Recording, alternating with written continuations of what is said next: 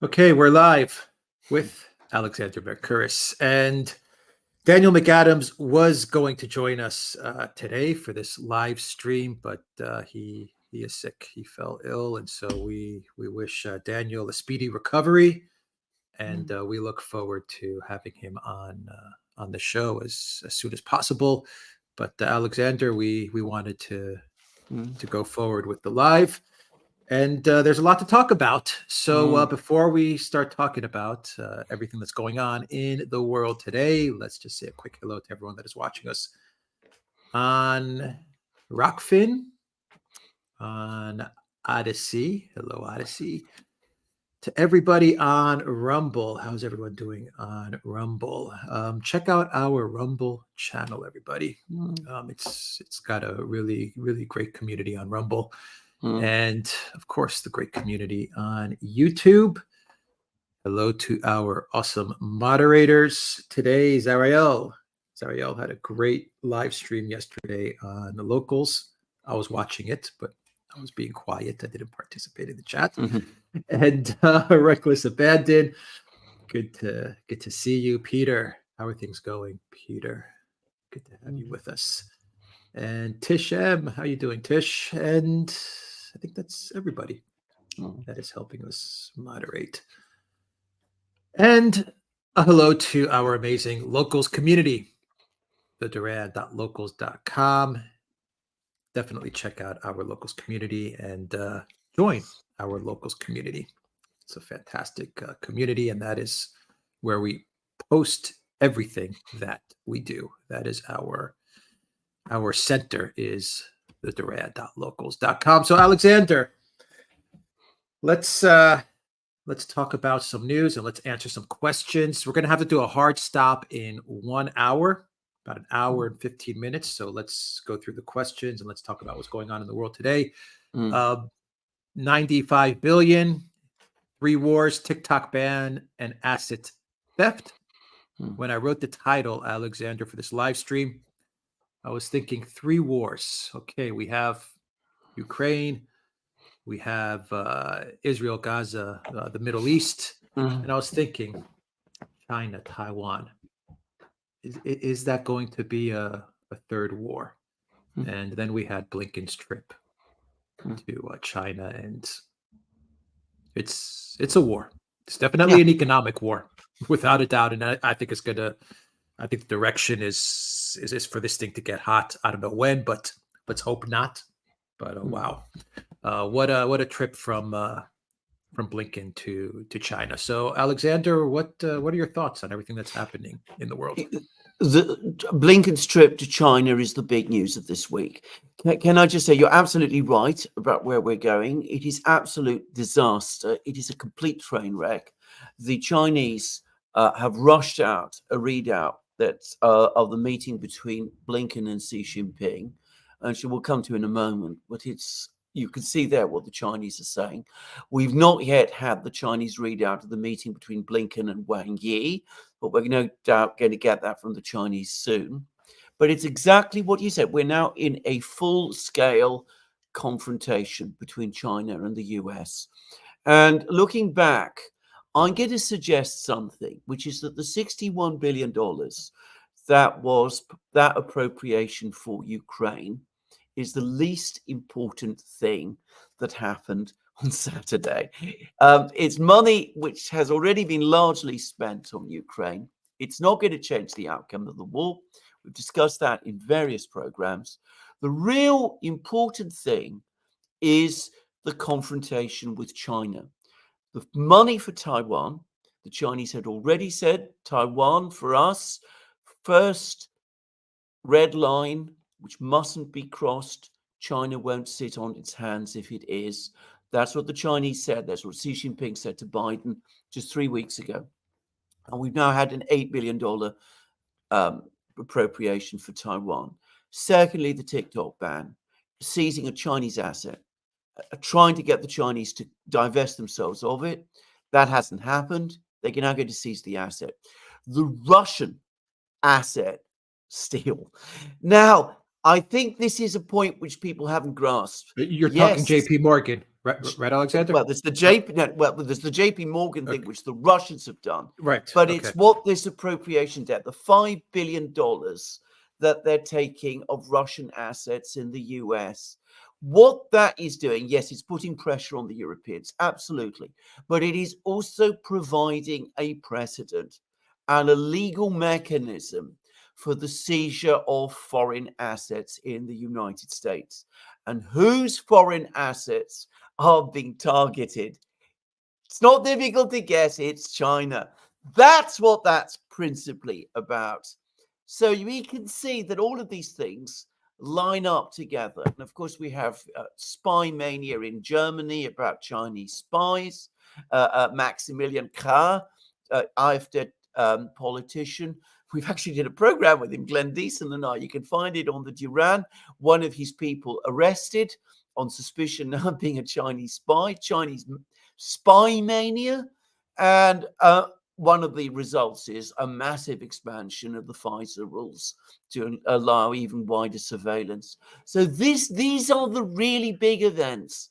And what ties them all together is China.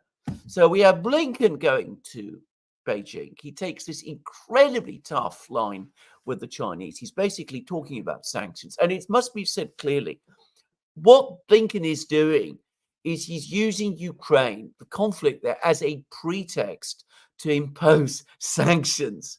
That decision is not connected with the war in Ukraine. Not really. It's all about the economic war between the United States and China. And the second point about this is the Chinese furious about this. He has a tough meeting with Wang Yi. He then has another meeting with Xi Jinping. Xi Jinping throws the book at him. And if you read the readout, the Chinese readout, Xi Jinping repeatedly says to Blinken, you're telling me one thing, you've been telling me one thing all this time, and you are doing the opposite. You are saying you want good relations, and you're destroying those relations. Where there is no progress, there is regress. There's actually a specific statement in the readout of Xi Jinping saying that countries like the United States and China should not lie to each other. They should not say one thing and do the opposite. And you can see that the relations now have, to all intents and purposes, and in fact, come apart. It is an absolute complete train wreck. And we are now in a straightforward confrontation between China and the United States. There's another aspect about this appropriations bill that we saw last Saturday, and it's been made by various Republicans, which is that the way it is constructed, it ties the hands of any future president, including, of course, Donald Trump, if he's elected in November. So if he goes back on some of these decisions that have been made in these appropriations, he now risks finding himself in an impeachment situation. So, I mean, it is terrible what has happened. It's extraordinary. And it was prefigured, looking back, by a really incredible article that appeared in Foreign Affairs a few days ago, written by a man called Pottinger, who I believe was one of George W. Bush's national security team, in which he said that we mustn't manage the relationship with China. We must go out to win. And that effectively means engineering regime change in Beijing. Talk about China stockpiling for like the last 17, 18 months. Yeah. Sold everything. Absolutely. They're stockpiling on everything. So they're preparing for what's about to come. And it would be impossible for China to even to give an inch to the US demands. If that were to happen, then it would be lights out, game over for China. I mean, that's what we're talking about here. Absolutely, of course it would. I mean, let's say they agree to divest themselves of TikTok. Then, of course, as night follows day, they'd have further demands to divest themselves of more companies and assets that they own in the United States. So they can't do that. If they agree not to supply Russia with chips and machine tools as night follows day, more demands. China stops exporting other goods as well, stops buying Russian oil, stops trading with other countries that it wants to trade, stops exporting certain goods to the United States. They can't do that. They know perfectly well that they cannot do that. And they know also perfectly well that even if they did do that, the Americans, it's not the Americans, the Biden administration would simply come up with something else in order to sanction them, because sanctions are now baked in the cake. They are part of the policy. A decision was obviously made months ago, probably even before the San Francisco summit, to try to get this together and to do it before the election. I'm guessing that the US has been working, or rather the Biden team have been working in this direction for over a year. And as we discussed in our program, in one of our programs that we recently done, it follows exactly the same copy book that they used in 2021 with the Russians. Threats followed by sweet talk. We want good relations with you. We want to put relations with you on a stable footing. A summit meeting in Geneva between Putin and Biden that seemed to go well. And then, of course, the reality is, once that's out of the way, once whatever obstacle is still in the way of moving forward with whatever it is you want to do, in this case, in the case of the Russians, once Merkel was out of the way, you move forward towards the confrontation, which exploded in February 2022. They're doing exactly the same thing with China. They set out on a line of confrontation. They strung the Chinese along a few more months. They had that meeting with Xi Jinping in San Francisco. They've now got the bill through Congress. They've now put themselves in a position where they can move forward. And we have Blinken going to Beijing and basically telling the Chinese, we're going to sanction you. I'm having such a hard time trying to understand the logic to all of this. I really am, because it appears to me that China can really do a lot of damage to the U.S. economy. Yeah, yes, the U.S. can do damage to China, but I think the Biden White House is really they're making a horrific mistake here with escalation with China. I mean, Russia's one thing, and even with Russia, they're getting their ass handed to them. But China's just a whole nother deal. I don't understand this at all. I really am having a very difficult time understanding the logic from the Biden. It's almost as if they want to destroy the United States. They want to destroy the U.S. dollar. It is a cataclysm. That's what it looks like. It's a cataclysmic mistake. By the way, we're also getting reports that, presumably the same people who are driving this are also apparently advising Donald Trump now, because there's apparently meetings going on within the Biden Trump team as well about sanctioning anybody who gets drawn into any Chinese financial or global trade arrangements. In other words, more sanctions, more threats, more pressure on all kinds of third parties as well. And clearly an attempt to isolate and break China. And it is cataclysmically wrong. You know what it reminds me of? And, I don't like to make these parallels. It's a parallel that I really would much rather not make. But it reminds me of German policy in 1941. The German leadership found themselves facing more problems than they expected. Things were going wrong in all kinds of directions. They weren't winning the war as quickly as they thought. and things weren't turning out in the way they wanted them to. So first they invade Russia, then incomprehensibly they declare war on the United States, supporting the Japanese. Eventually, by the end of 1941, they're at war with the United States, Russia, China, remember, always forget them, and Britain as well. I mean, all the great powers, in other words, of the world lined up against them in order to sort out, because they went out and every guns blazing in all directions to sort out their various problems. And of course, the Japanese at the same time did exactly the same thing. And well, as we know, we all know how that ended up with the Russians in Berlin, with the Americans in Tokyo, with a terrible devastation and disaster. I don't like to make this parallel. I don't want to talk in that way about the United States, a country for which I have expressed many times my deep and strong feelings of regard.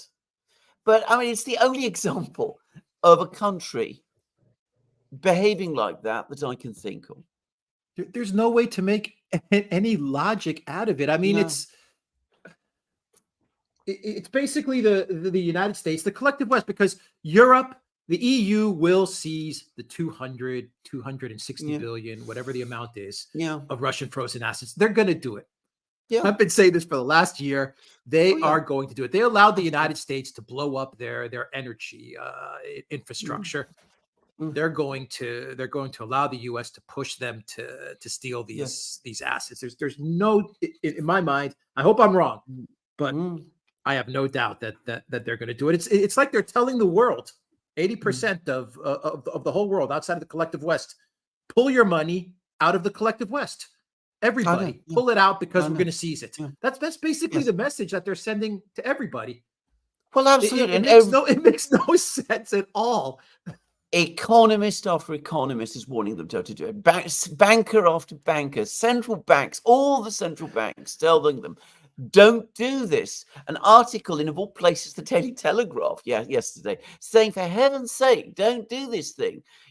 But they're going to do it because, of course, they will. If you want to make a comparison, go back to 1941 again. All the demand from all the within Germany. We need to do what we need to do is go for unrestricted U-boat warfare.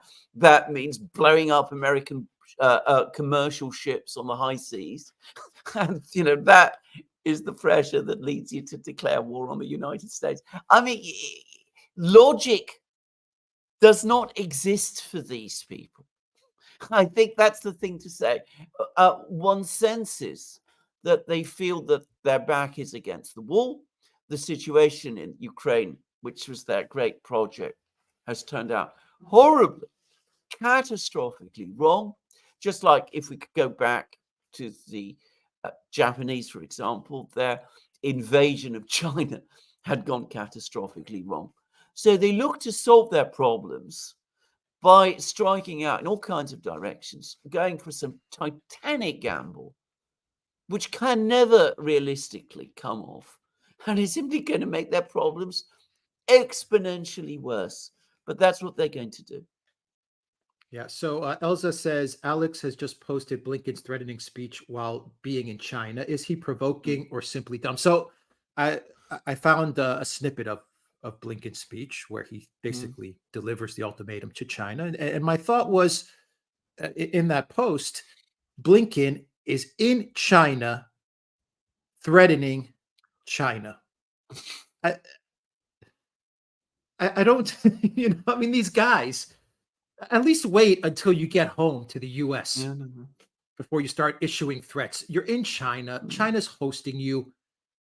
You're supposed to be a diplomat, the top diplomat in the United States, and you're in China. You're threatening China, and it's all about. He starts off with the Russian trade with Russia, and then he gets to the core of the matter, which is Chinese overcapacity.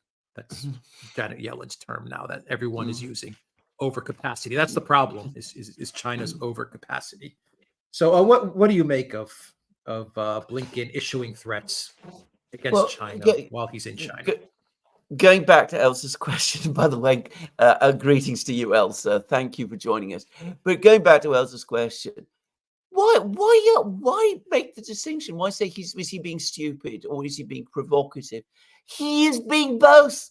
He is both at the same time. He's being both stupid and provocative. You're absolutely right. You don't do this when you're in the country, when you're meeting the leaders of that country, when you're meeting with Xi Jinping and Wang Yi. You don't talk like that. I mean, this is to say that this is undiplomatic language. I mean, it's off the scale undiplomatic language. Once upon a time, in the former age, it would have provoked a war. I mean, that would have been enough. It would have been enough to talk like that for a country like China to feel it had no option but to declare war. You don't believe me? Go back in time to 1870 and see what happened between Germany and France when the French ambassador publicly berated the German emperor. It led to war between Germany and France. This is in 1870, and that was a war in Germany. Actually, that all happened in Germany, and that was a war, of course, which France lost. I mean, it's so off the scale, and it's crazy. But of course, there is a method in the madness, because what Blinken is doing, as he thinks, so he's trying to be clever here. He wants to humiliate the Chinese, as well as provoke them. He wants to come along to China, make these kind of spectacular, sensationally rude comments, and he wants to embarrass and humiliate the Chinese leaders. And of course, what he's going to do is make the whole nation of China incredibly angry as well. And he makes the United States look so bad. Of course. Of course. Oh, God. What in the world says, what if China dumps US T-bills before any seizure? Yeah, well, what if it does? What if China isn't there to buy those T-bills, given the speed at which, American debt is increasing? Who's going to buy them? I mean, there are people, like we're always told it's Americans who buy T-bills, which simply means, by the way, that more and more Americans are holding bad debt. That's what it is ultimately. But and bad debt, which ultimately will come back to bite them, whereas China probably does have an immense capacity to buy T-bills. Well, if you're Blinken, you don't worry about that kind of thing. I mean, when did they worry about the consequences of imposing economic, energy sanctions on Russia, for example? You assume it'll all turn out because, of course, that's what you want to do. Here's my question to you. Since they're blaming China for Russia's momentum, this is the cope that they're going with. Russia was going to lose, and then China stepped in, and now Russia has the upper hand. So since they're blaming China, why doesn't China just say, okay, we're being blamed for it anyway. You guys are blaming us for Russia's success. We might as well start manufacturing missiles. Might as well start manufacturing ammunition. And if they think that Russia is outproducing the EU and the US combined, can you imagine if China started to really crank things up, like really started to get things going to back Russia? It would be lights out. Well, absolutely. I mean, that's exactly what might happen. I mean, again, I don't know whether this has been worked out, but going back to that analogy I made with 1941, wasn't that exactly what the Germans found? They were worrying about the fact that the Americans were sending some cargoes, old destroyers and clapped out warships and things like that via, to the British via Lend-Lease and all of that. And so they declare war on the US and engage in unrestricted U-boat warfare against the US. And what do? They simply got the gigantic American industrial machine gearing up and humming and going and producing weapons on a scale that nobody in Germany could ever have imagined. They're going to do exactly the same thing with Russia and China. You're absolutely right. The Russians have shown that they can outproduce the West. The Russians have a big economy, bigger than people thought, but not like China's. China, which produces more goods, has more manufacturing capacity than all of the West combined. It's crazy. You yourself are talking about Chinese overcapacity. Just imagine if in military production in Ukraine, that overcapacity is used against you. But of course, if you're Blinken, you don't think about that. If you are all of these brilliant people in the State Department and the National Security Council, you don't think about those things. You say to yourself, well, let's impose sanctions on China. That will show them. Yeah. And they're talking about Chinese banks. I know Chinese banks. Yeah. Boy, better start stocking up on some Chinese currency. I don't know what everything's going to have to get priced outside of the dollar. Yeah, absolutely. Well, quite. I don't understand the logic in any of this. No, there is no logic. As I said before, this is the great difficulty. We are dealing with a situation where there is no logic. Was it logical for the Germans to cut themselves off from Russian gas? Of course not. Was it logical for the Europeans to sabotage Minsk? No, of course it wasn't. But that's what they're doing. Now, this is the great problem that people like us have. Because we operate in a logical and rational way, it's difficult for us to anticipate actions. At least I find it very difficult to anticipate actions of people who don't think logically and don't think rationally. But, that's what we're seeing. The amazing Blumpkin says, when you talk about Blinken, you need the Pacino sound drop, you effing child. Yeah, exactly right. And Simon says the U.S. is acting out of weakness and fear, not strength. U.S. debt in January 2021 was 21.6 trillion. Today it's 34.6 trillion, a 60% increase in 39 months. Yeah, absolutely. Of course. Just as the Germans in 1941 were acting ultimately out of fear. They sensed that it was slipping away. So what do? They doubled, they tripled, they quadrupled down. It's the same. Japanese as well. The Americans do the same. I hate making that parallel. Let me say that again, but I cannot think of a better one. Yeah, you have to. There's no other way to rationalize this. Jeff Bickford says, how would the eventual loss of U.S. hegemony affect the average citizen? Why is this loss so dire for the ruling elite? Well, why indeed? I mean, again, I remember a program that Glenn Deason and I did with an Indian diplomat, an Indian ambassador, in which he said that, the Indians had been hoping that this period of moving away from the period of American hegemonism to a multipolar system would be negotiated, that, there would be a negotiated and amicable transition. And that the Indians, and he was talking about the Indian government, and notice, by the way, how relations between the United States and India are also now deteriorating. They've been accusing Modi of sending assassins around the world. They're not happy about the fact that he's going to win a blowout victory in the elections. They're talking about the fact, there's an article today in The Economist about how India needs a stronger opposition. All of that. The Indians were saying to themselves, tragically, this transition, which could have been negotiated, is instead being resisted. And it is a disaster because no one wants to threaten the United States. This is something Americans really do need to understand. Yes, the Chinese wanted to trade with the United States. Yes, they wanted to take advantage of it. The Americans threw open their doors. They didn't have to. They did. Maybe they could have started to shut them again a couple of years ago. Alex and I were talking about a negotiated divorce. Moving away from Chimerica. You could have done that. But going all out for absolute full-on confrontation, that was crazy. Yeah. Sir Muggs Game says it doesn't matter what nation's flag they wave in Congress at this stage of the game. They'll wave white flags. At some point they will.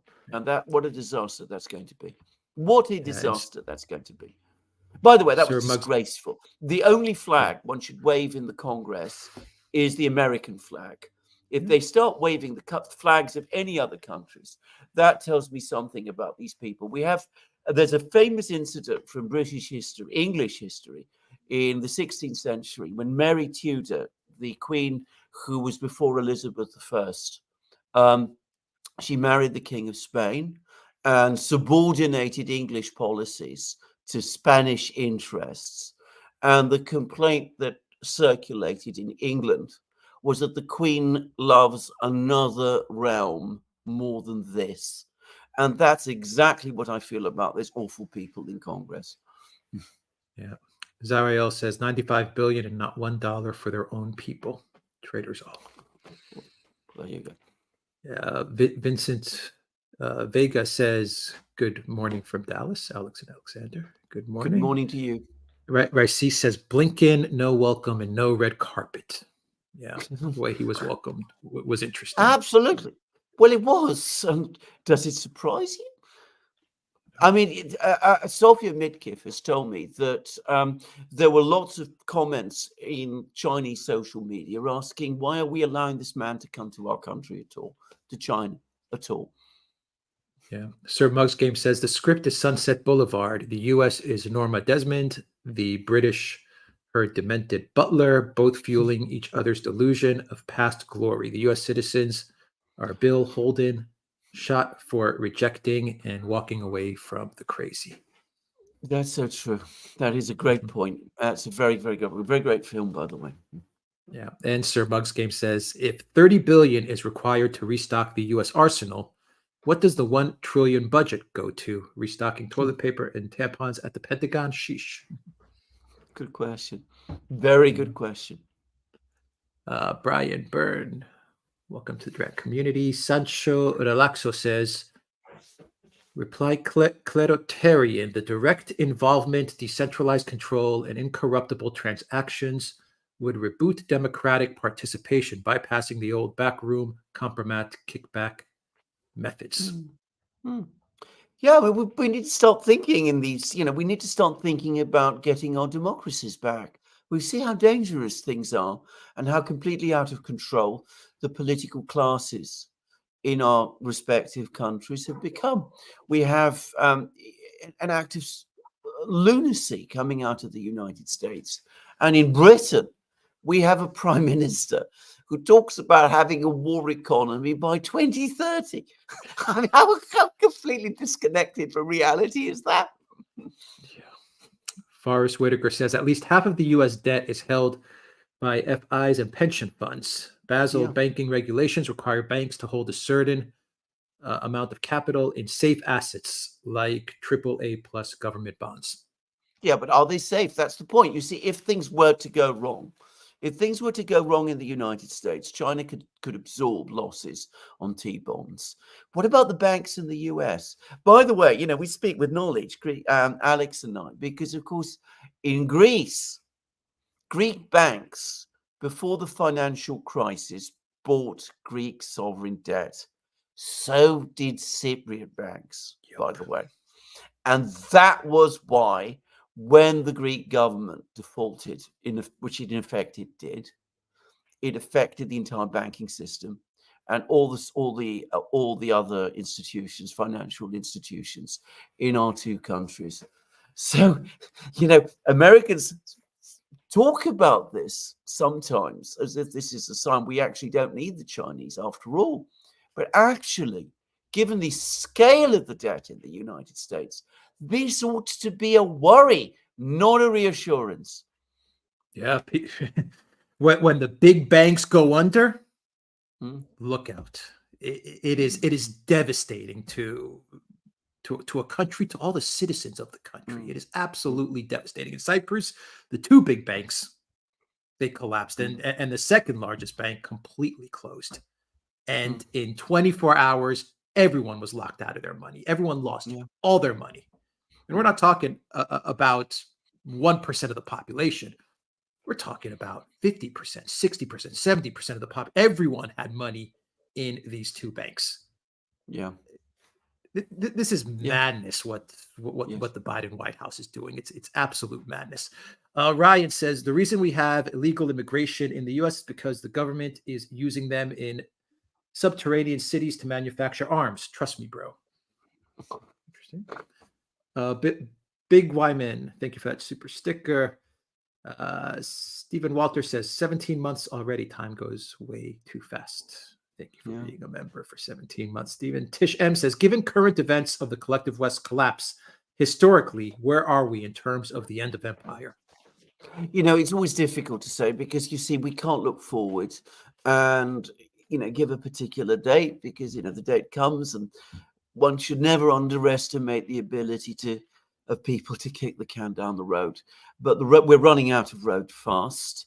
And the people who think they are kicking the can down the road, what they're actually doing is they're pulling us further along towards the abyss that lies at its end.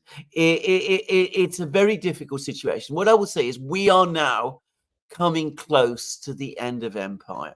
The British media is already talking about the West, by which, of course, they really mean the United States, facing a Suez moment in Ukraine. Suez, the event, the debacle of the British-French invasion of Egypt in 1956 is universally recognized in Britain today as the moment when the British Empire began its end. So if the British are saying that, we can see that we're not far. Yeah. The Black Cat, thank you for that super sticker.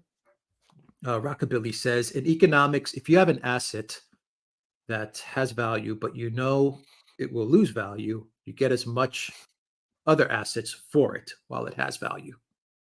Yeah. Ruby Appel says, thank you guys for your tireless work. A great point by Alexander as a cataclysmic mistake by the U.S. Mort Vader says, thanks for your awesome programs, friends. Martin Middle says, how can stupid be this stupid? Could this be by design? If so, why? Well, if there is a design here, I don't understand it because it seems to be so completely crazy. I really can't see what the logic and thinking behind this is. I mean, people talk about, even mad people having a plan. This plan, if it exists, is so mad that I just don't understand what it is. Tishem says, isn't the death of the USD the end of US Real and US Israel, and why Trump's team is looking into sanctioning those nations not using USD to trade? Yeah, well, you see, this is the point. It's not the end of the US if the USD ceases to be a reserve currency. Countries like Spain and Britain have operated with reserve currencies in the past. The reserve currency ceased to be the reserve currency, and those nations continued and survived, and in some cases prospered. The US could do the same. Trying to resist what are inevitable economic processes is what is really dangerous. But you're absolutely right. Controlling the USD, keeping it the reserve currency, is seen by some people in the US as the mechanism to preserve American power because nothing else works. The United States is no longer the world's biggest manufacturing economy. It is no longer the world's major military power. So you hang everything on the USD. But it's not about the US. It's about preserving the global hegemonic system from which, to say it again, the American people and their great majority do not benefit. Sherry, thank you for that super chat. Tisheb says, by the way, isn't Blinken's welcome in China symbolic of the state of the US? Yeah, it's true. It's absolutely true. Yes. I mean, once upon a time, whatever message he came with, the Chinese would have certainly rolled out the red carpet for the US Secretary of State. The fact that they didn't, even the fact that there wasn't the red carpet there and that there was only one junior official, the very fact that most of the people who met Blinken at the on the runway were American officials. That, in other words, the Americans are principally meeting themselves in China. That I find even more extraordinary in some ways. Yeah. Kratos 2022 says, you think we'll be at war with China and Russia by year's end? War with one is war with both. Well, it could be. Yeah, well, I hope not. I still hope that we can avoid that. But, to be clear, we are heading in that direction. On Taiwan, it's not as if we haven't been warned. The Chinese, just like the Russians, have given repeated warnings. And of course, those warnings are disregarded. Well, not disregarded. They're seen as a mechanism either to provoke or to humiliate. Yeah, I think you were telling me the other day that you saw the package that was given to China as a clear indication that it's about ramping up to Taiwan, that it's about ramping up a conflict with China. Yeah, yes, absolutely. Because what it is, I mean, they're the trying to actual build. package, yeah. Absolutely. I mean, they're trying to build up now the Taiwanese army, not Navy, Air Force, all of that. They're trying to build up the Taiwanese army specifically because they have this idea, the Taiwanese army, the Chinese army lands on Taiwan, they will be cut off and bogged down in some great kind of land battle.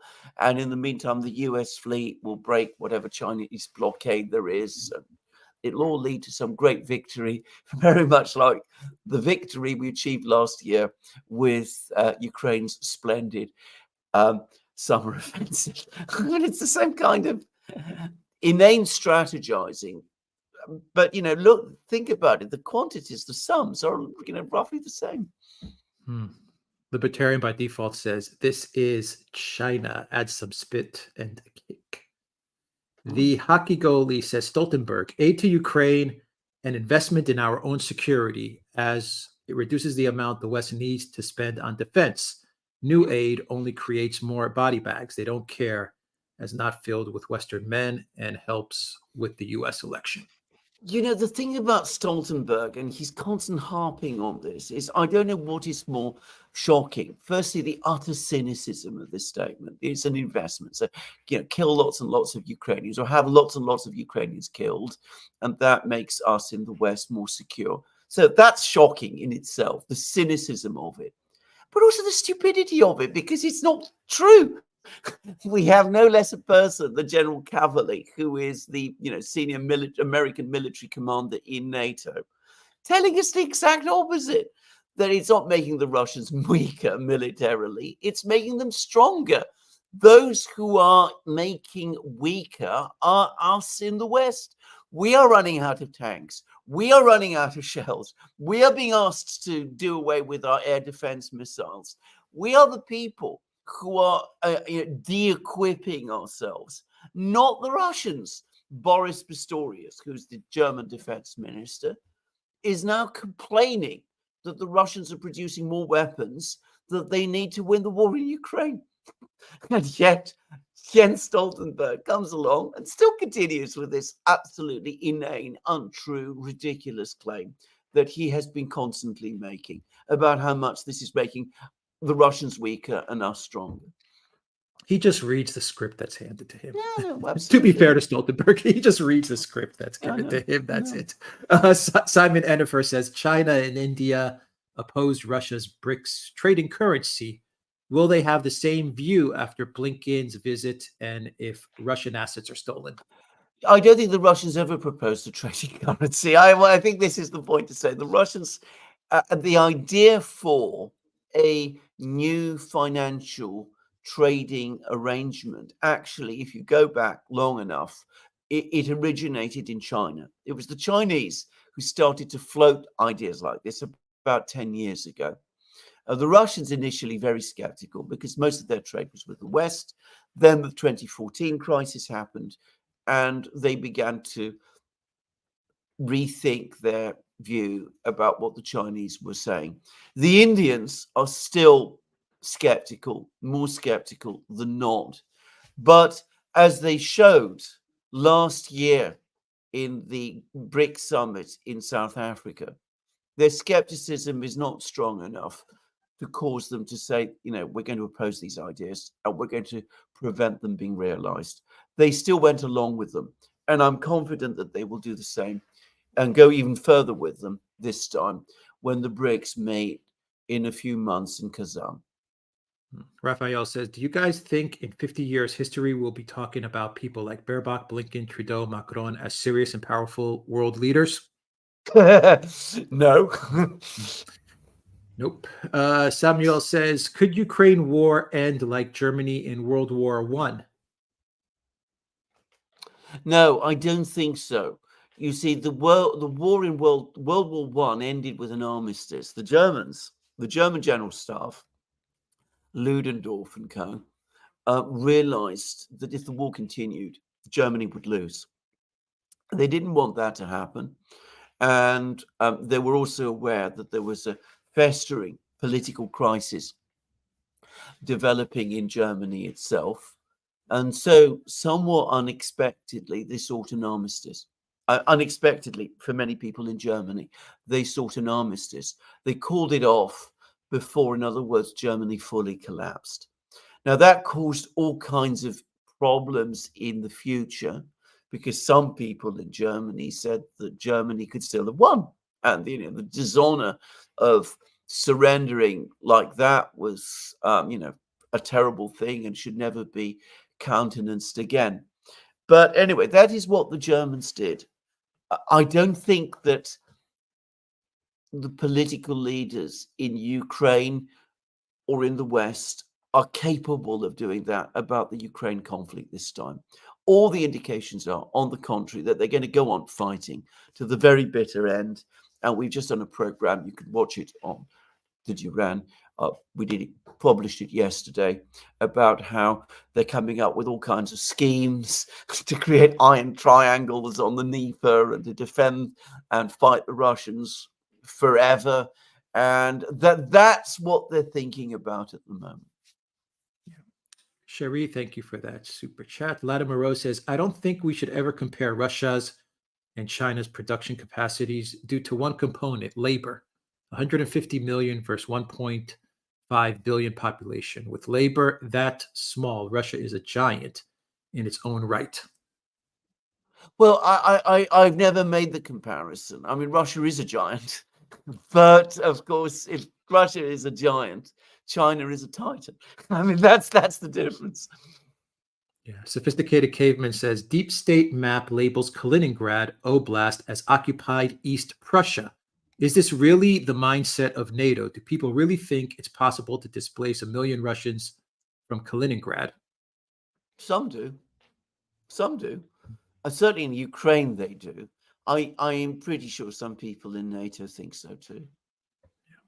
Eric Hatchett, thank you for that super chat. Carrie C says Speaker Mike Johnson is either a loon, compromised, or both. Both U.S. parties are lost under current leadership. Yeah, I agree. Yeah. Matless X says, Alexander, about 2 or 3 months ago, Zelensky said that Rostov and Voronezh are historically Ukrainian. I think we owe Liz Truss an apology. True enough. Alexandra Lima says, I've been following the Duran from Brazil since the beginning of the SMO. I have a question.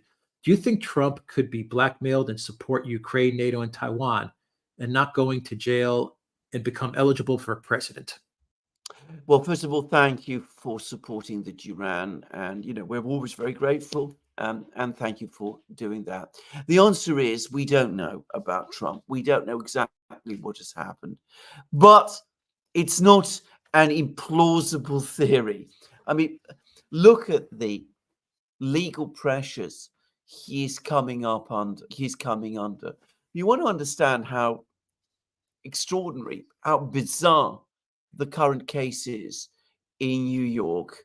Just go to Jonathan Turley's site, Res Ipsa Loquitur, in which he points out that Trump is being prosecuted in New York when nobody yet has been able to identify the crime that he's been prosecuted for.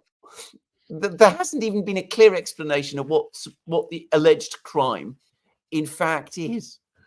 Now, a case like that should have been tossed out. It hasn't been. We've had that bizarre case with the valuations, a crime where literally the alleged victims benefited from it. I mean, a crime from which the victims materially benefited and wanted to continue to do business with the perpetrator. I mean, this is all, it's Alice in Wonderland stuff. Now, the fact is that these sort of things are happening. If they're happening, who knows what pressures are being exerted? And, if you're being prosecuted for crazy things, well, it has an effect on you. You must be asking yourself, well, if they can bring this against me, what else are they going to bring? When is this going to end? So I could perfectly well imagine that at some level, in some way, in some place, some kind of a deal to, let go has been done. But of course, I don't know that for a fact. Lada Moreau says, also to add to my comment above, half of Russia territory is taiga and very harsh weather conditions in winter versus China's. Oh, yeah, absolutely. By the way, I've never been there, but I've been to the Urals. And the most extraordinary thing about Russia, by the way, is that the landscape, the further east you go, the more dramatic it becomes. I mean, it opens up and you have mountains, you have scenery like, it's difficult to imagine. The people who live in these places love them. It may sound like the landscape is harsh and the climate is harsh, but the Russians who are perhaps most attached of all to their places, in my experience, are the people who come from these territories. Life of Brian says, Alexander once mentioned that he viewed W.F. Buckley's influence as malign. Could he expand? Yeah. When did you realize what neocons really were? Well, well, when did I realize it? I realized it especially, I think, during the time of the George W. Bush administration, though I was already becoming alarmed in Bill Clinton's time. I knew that some things were going very, very badly wrong. I should say that when George W. Bush won against Gore, I actually mistakenly thought that, things might actually calm down a little because things were becoming so bad under Clinton. I thought that, a new administration might actually, introduce some kind of steadiness. Well, how wrong was that? But anyway, I began to understand then what neocons were like. And I've been aware of Buckley for a very long time. And I was, somebody who from time to time dipped into National Review, but I hadn't realized the extent to which his ideas had gained hold in the United States. I think he has been a very, very damaging influence in the United States altogether. Resident Orca says, author Walter Kim wrote, make Chinese TikTok American so we can be sure that only the country that is constitutionally prohibited from spying on us is allowed to do it. Matless X says, Neville Chamberlain. That is brilliant, by the way. That's absolutely outstanding. I'm going to remember that one. Yeah. Matless X says, Neville Chamberlain is used as an excuse for the West to not engage in diplomacy. Diplomacy is not appeasement. Absolutely. By the way, I've had lots of comments, including from some very important historians, about our discussion about Chamberlain and appeasement in the program yesterday. I knew that we would. I should say all of the comments I've received have been incredibly polite and really helpful, and I'm confident that we'll be doing more programs about this topic. F22 Daniel says, what are the odds that EU nations start to mobilize their civilian population and send them to Ukraine? I think that some may try, but I don't think they will find it easy to do.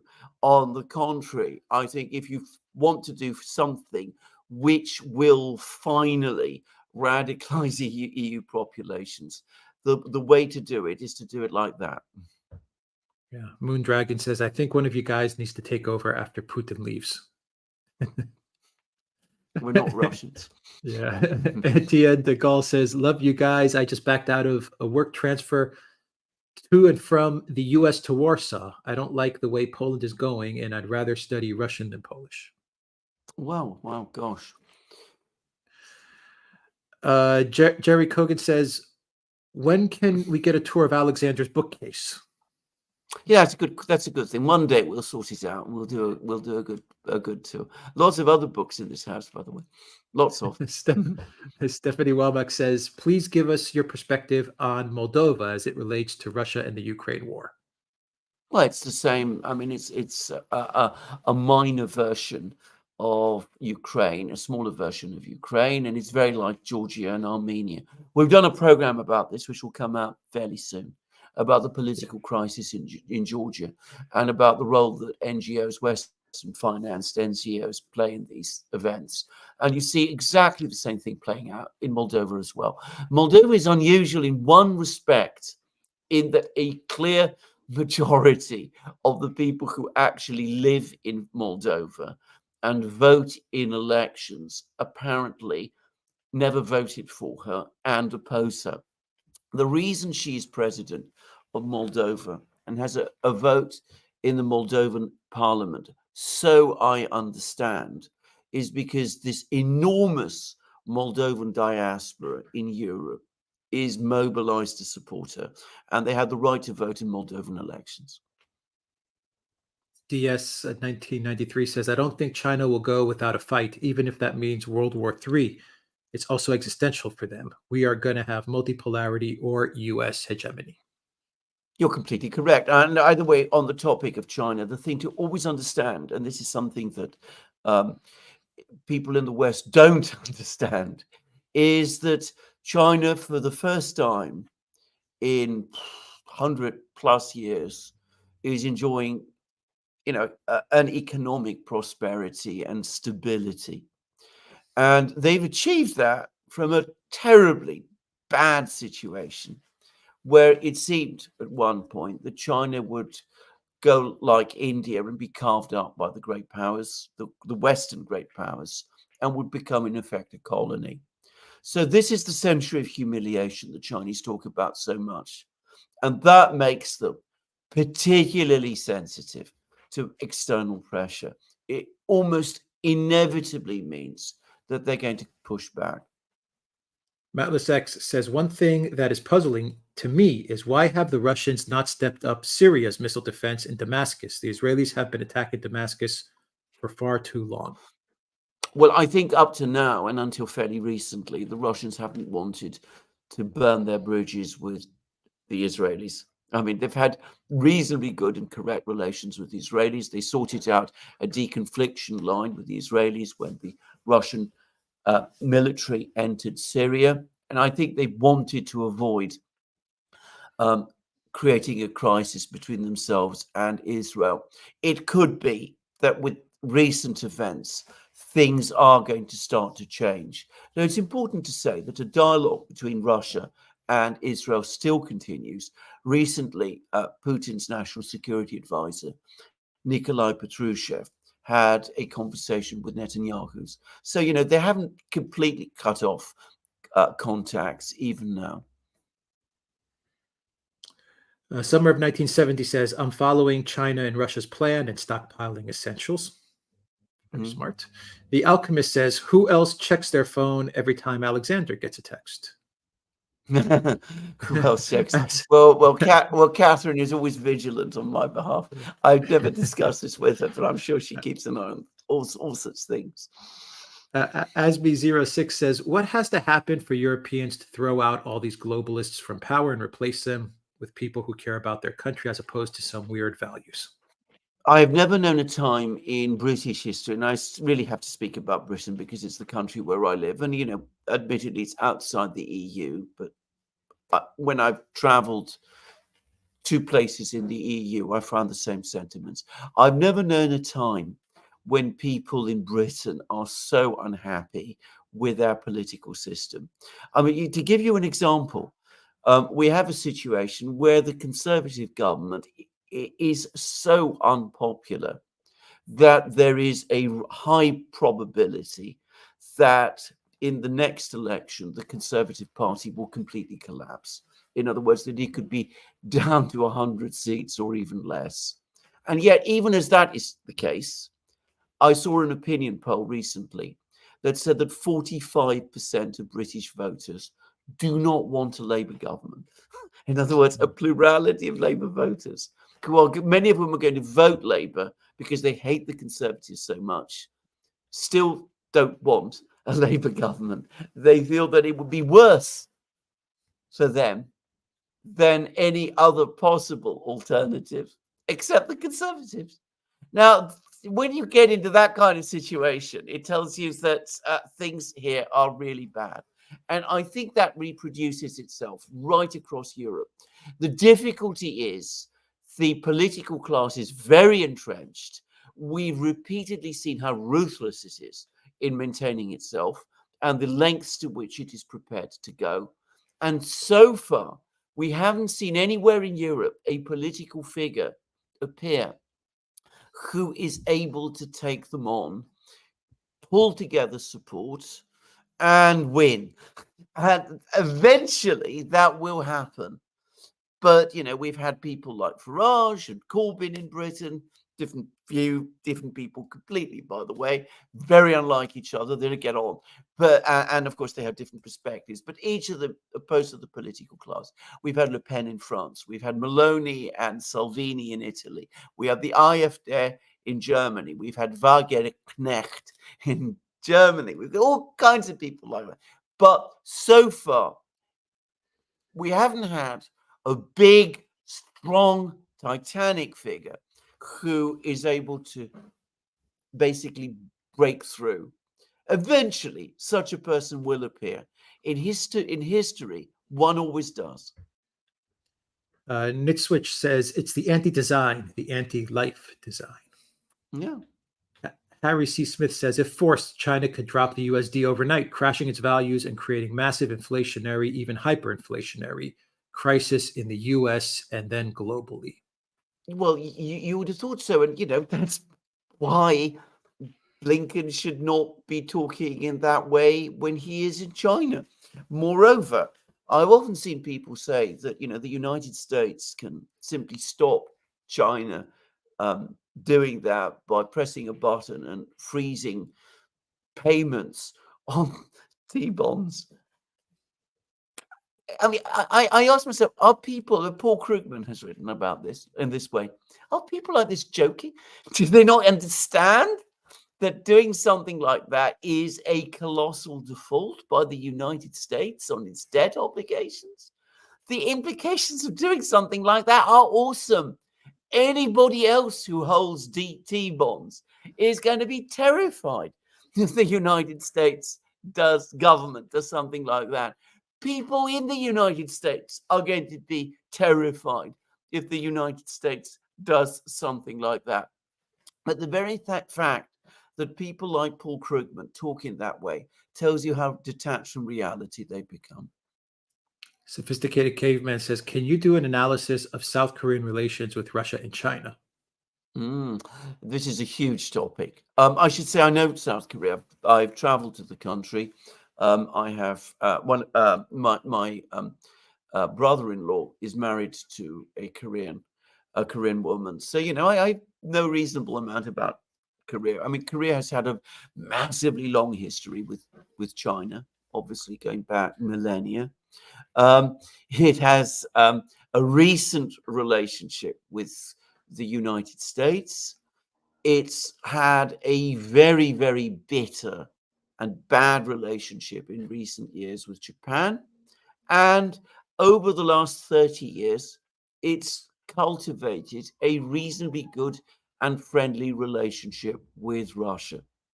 And Korean society is very divided on these issues, in the sense that a lot of people in Korea have valued the new relationships with Russia and have been less nervous about the colossus, which is China, on their doorstep, and have wanted to develop and build on that relationship. But during the Cold War, A class and a deep state in South Korea developed, which is very committed to the US alliance. And for the moment, it is in control. Now, I think this can change. And I think one day it probably will. But for the moment, they are the people who are in control. Joe Public says Gaddafi's demise was his intent to introduce the gold dinar. Yeah, absolutely. Many people say that. I think it's true. Nitswitch says, and the EU members are dwarfs with a very low hanging sun in the back. True. Basil Beshkov says, make America ours again. Yeah, what a great statement. You should pass that on to Trump. That actually, I think, is a winning statement. I mean, it's brilliant. It's on the level of Dominic Cummings' famous slogan during the Brexit referendum: "Take back control." Yeah. John Halpin says, if the neocons aren't stopped, the downfall of empire will be sooner rather than later. Yeah, I agree with that too. Yeah. John Roberts says, Janet Yellen said in China that the U.S. is not decoupling from China. That tells me the U.S. is decoupling from China. How do you see the BRICS versus West economies developing? You're completely correct. That's exactly what's going to happen. Well, to be clear, it's going to cause problems for China. I mean, they're a major export machine. Of course, they're exporting to many, many other places too. But they will get through. It will slow their growth. It might even lead to a recession. But of course, they'll blame the Americans for it, not their own government. And they will do that from a position of great economic strength and prosperity. What it will do is it will aggravate massively inflationary pressures in the West, because we will no longer have access to cheap Chinese goods. And of course, it will be catastrophic for certain European economies, notably Germany's, which exports to China. And well, just take a step back and think of what it's going to do to companies like Apple, for example, which have so much of their production in China and depend on China to produce smartphones, which they sell in the US. Etinem says, Biden regime proposing 25% tax on unrealized investment gains. Yep. Do they realize this will cause U.S. market to collapse? Businesses will leave U.S. Crazy. It's a crazy idea. It is a completely crazy idea. Again, it is a ludicrous misuse of the tax system. It's confiscatory. It confiscates property. Zariel says, off topic. Great beard, Alex. The Spartan looks good. Thank you, Zariel. Asmi06 says, it is said that the U.S. plan to demolish TSMC if China makes any move towards Taiwan. But did anyone thought what happens next? China still has a bunch of other silicon fabs while the U.S. will have nothing. Well, you're right. But again, does anybody think that through? Yeah. Tim Gibson, thank you for that super sticker. Paula R, thank you for that super sticker. Sophisticated Caveman asks, can you explain how BRICS prioritizes who becomes a member and who doesn't from their list of applicants? I think what happens is this. Each country that's a member of the BRICS, especially the inner four, China, Russia, India, Brazil, have a list of countries that they want to, comes forward with a list of countries that they sponsor. And there's a haggle and negotiation. And, there's an agreement that, they'll go along with one country from one of these lists in return for an agreement that another country should be accepted. So the Russians wanted Egypt in, for example. The Brazilians last time round wanted Argentina. It was agreed that they should both come in. Argentina then, of course, elected Milei, who changed course.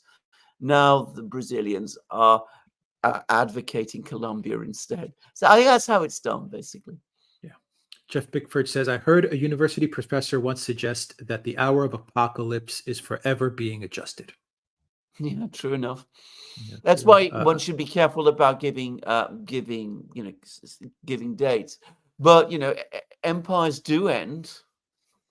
Geopolitical cataclysms do happen, The fact that, they don't happen according to arbitrary deadlines, which we set with our lack of knowledge and our ability to see the future, in precise chronological terms.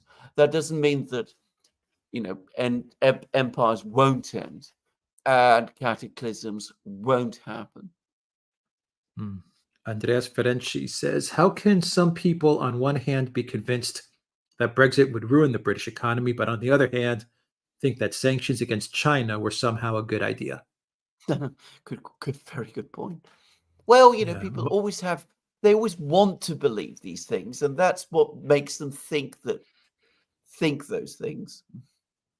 Yeah. Martin Middle says, Cui bono, during the Great Depression, didn't the wealthy elites buy valuable, productive assets for pennies on the dollar? I agree with that, absolutely. Please do bear in mind that, this crisis, if it comes, will be worse than the Depression by far, and without a clear route out. Scary thought. Tom, somebody says, so China is giving Russia economic momentum, but China didn't give the US massive economic momentum after Deng Xiaoping's rise to leadership in China. US geopolitical neoliberalism in a nutshell. Yeah. Well, yes. I mean, can I say, I understand many of the criticisms Americans have about China. All I am saying is they could have been negotiated. The Chinese are very tough-minded, practical people. I think they know deep down that, they had a lucky ride that they exploited. And why wouldn't they, by the way? The geopolitical advantages they got at the tail end of the Cold War to build their economy. They probably understand, given time, we've got to try and find ways forward. It would have been possible to agree this. But instead, that's not what we're getting. We're getting full-on confrontation between the US and China. I noticed, by the way, that even Steve Bannon, well, I say even Steve Bannon is now coming out and warning against this. I mean, he actually said, in the Second World War, the two countries that were most important as allies to the United States were Russia and China. They were the ones that took the biggest losses. We're turning against, we're making enemies of the two best allies we ever had. And that was Steve Bannon. Simon Who's Ennifer no says, friend of China's. Not friend of China's. Simon Ennifer says, I will bet by 2034 the EU and NATO won't exist. The dollar won't be the reserve currency. The US will be two or more political entities, and the West will be less than 15% of global GDP. Any takers? I am not a gambling man, as I always say, but I wouldn't want to bet against you. Yeah. Pugs McGee says the recent Ukraine funding bill says the loans can be forgiven on November 15th, 2024, 1 week after the 2024 election. Why? Tell me. You work it out. Andrew Nelson said, and a Republican speaker agrees to this. Yes, and a Republican speaker in name only. Andrew Nelson says, is there a real truth behind the U.S. economy being in such trouble that they need these billions and billions to stay out of collapse? Yes. Otherwise, why would the debt grow in the way that it is?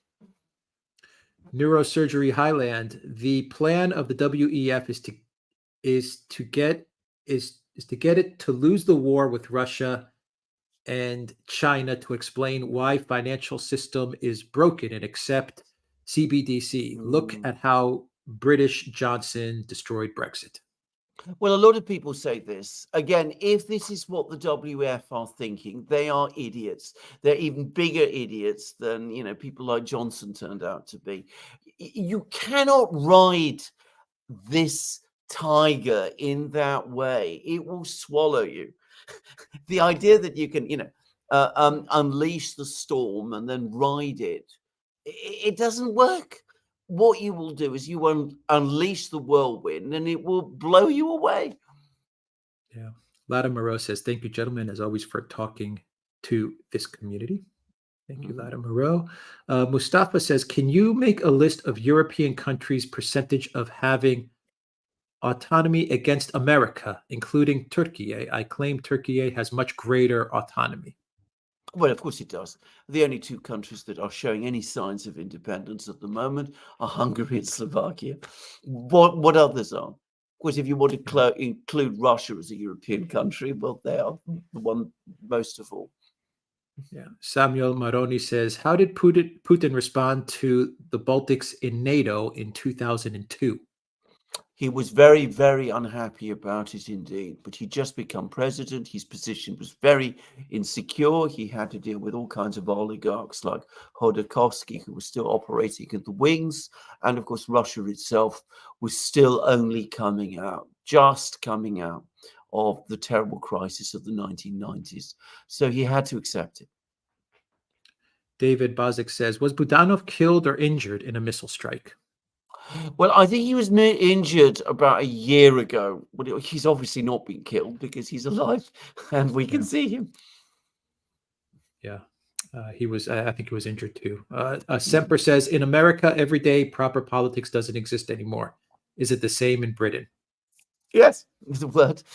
I mean, I've just described to you the political situation today where people hate the opposition and they hate the government. They're going to vote for the opposition because they hate the government more than they hate the opposition. I've never known a time like that in Britain. Fragments of the USSR says 0 seats is a subject online, an attempt to crush the UK government system by having the Tories get as few seats as possible, participate by spoiling your ballot, convince the Tory voters to do the same. Well, absolutely. And that's probably going to happen, but all that's going to result in is a lopsided, massive majority for Starmer, who is massively unpopular, for a Labour Party that is also unpopular. And of course, what they will do is they will do exactly the same things that the current government are doing, only more so with an even more authoritarian edge. In fact, a significantly more authoritarian edge than the one we're seeing from the current government. The amazing Blumpkin says, the tube is censoring big time. Hunger, the Die Merchant says, the best description I've heard of U.S. foreign policy is kick the dog until it bites, then shoot it and call it a mad dog. The U.S. was already at war with Germany and Japan in 1940, Lend-Lease, and the oil embargo. Well, I think there's some truth to this, but I mean, it doesn't nonetheless explain why the Germans in December 1941 did what they did.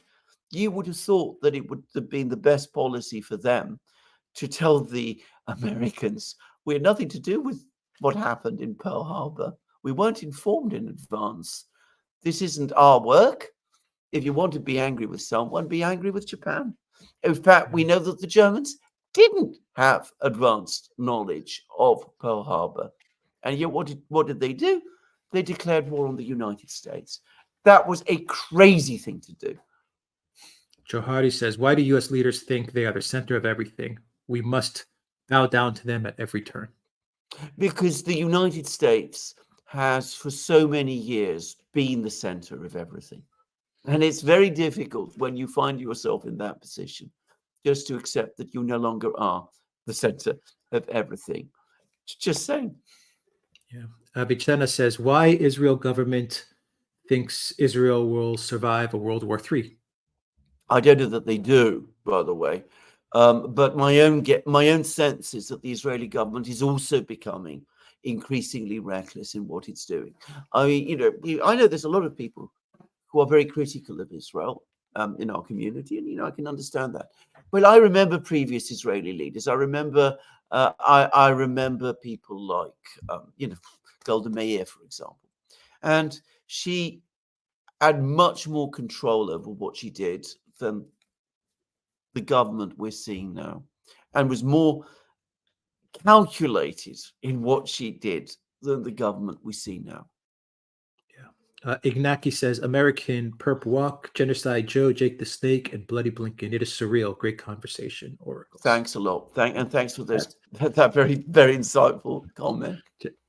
Jeff Brooks says, random, but I haven't heard anyone discuss it. Any thoughts on how Gaza is affecting anti-Semitism? I regularly hear it casually mentioned that Congress is beholden to AIPAC money and other things like that, but no one seems to notice the whole affair seems to be trying to prove a certain German leader right, and I'm terrified at how many new neo-blanks may currently be getting converted. I think that you are making a good point, actually.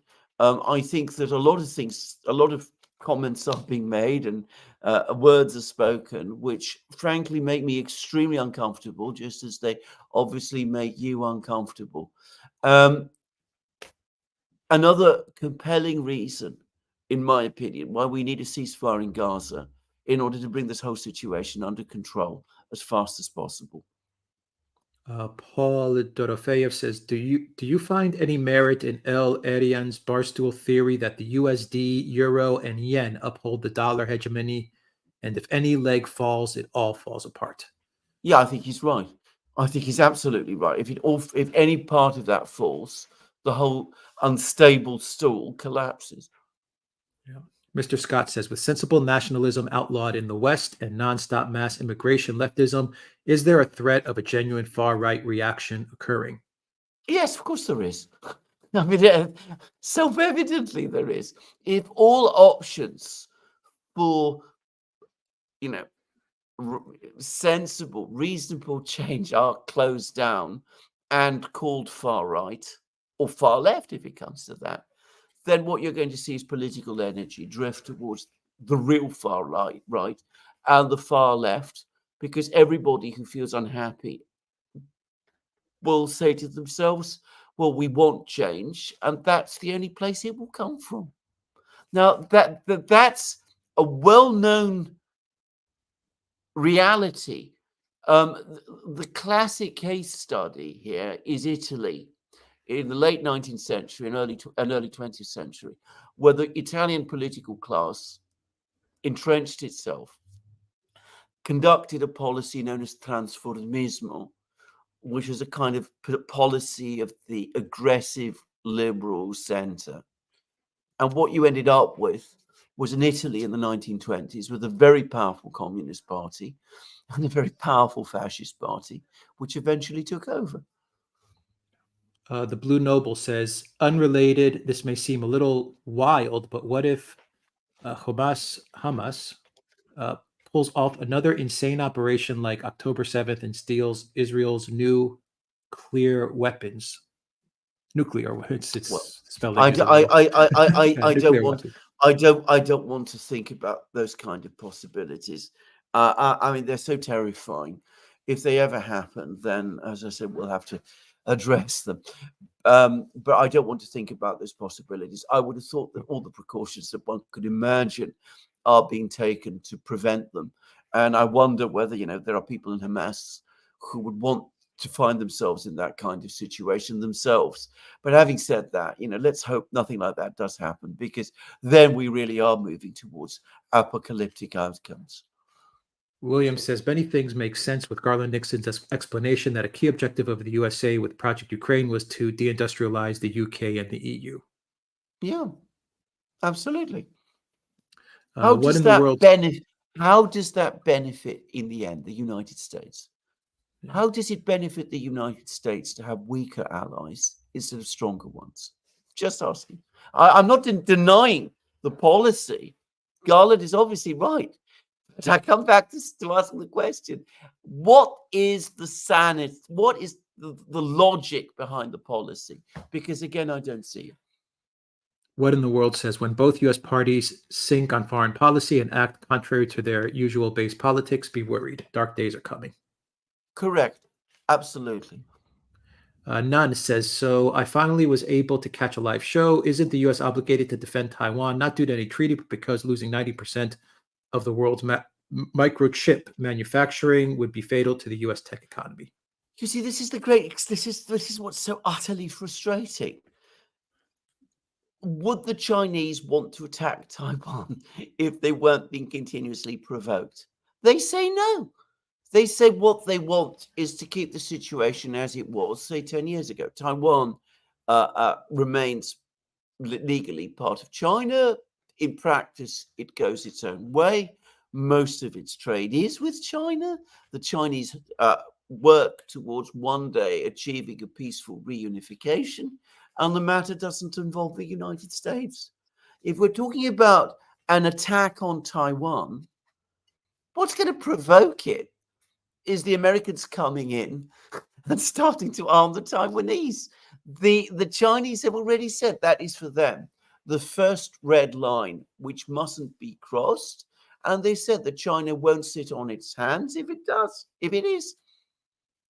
Raphael says Russia is on her way to remove their ambassador out of the U.S. Russia is eliminating all U.S. personnel in Ukraine.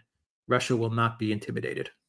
You're quite right about this. They've already said, they have announced actually, that they're thinking of reducing their diplomatic representation in the US, which is an astonishing thing. Even during the worst periods of the Cold War, we'd not seen anything like that.